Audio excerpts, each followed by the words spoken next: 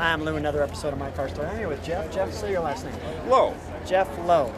Let me grab the camera as I usually do. Geoff, come on over with me. Okay. And tell me what we've got here today. Well, we have a 1967 Sunbeam Alpine Series 5.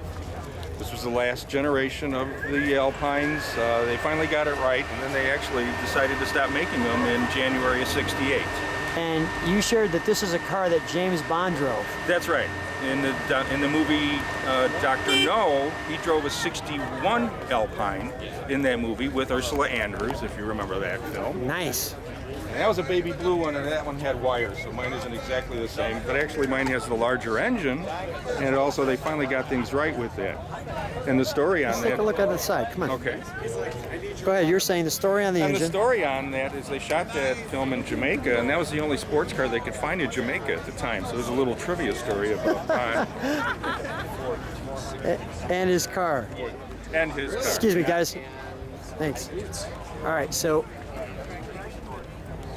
is that the cubic That's the inches CCs there? of the engine, yeah. This is the 1725 engine. This is the last of the series of these. They also used that same engine in the Sunbeam Rapiers. Okay. And let's take a look at the back. That luggage roof come with it, or No, luggage that's roof? those are accessories, very common, that were sold in the 60s. You can see those on MGs and Triumphs.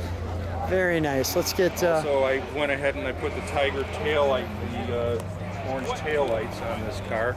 I've been asked questions since it has a roll bar, do I race it? And I go, no, it's too much of a nice of a car to actually take a chance on wrecking it on a racetrack. You just drive it. I want to actually get the emblem on this side, just because I have a little more sun. And also, if you notice, there's a pen star down low indicating the fact that it is a British Chrysler. So A British? It's a Mopar. British Chrysler. All right. So No screws. let's take a look at the interior. Yeah. And It actually has a Tiger dash in it. Most of the Alpines do not have the wood dash. what's some of the buttons here for? What's that button for? Actually, that button is for the washers. Okay, and the one next to it? And next is the headlight. That turns the lights How on. about the button and next to ignition that? is obvious. Next to that, it doesn't have a floor dimmer switch anymore. The next button there is the brights. Okay. And You know what? I'm the- going to jump on the other side. Go ahead. Just for a second. Yeah. Yeah, whatever. That's a Nardi steering wheel that I found just to classen things up a bit. Okay. And let's pop the bonnet.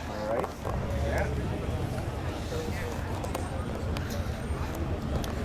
I notice it's on this side. Yeah, most of this stuff is figured out for being a right-hand steer.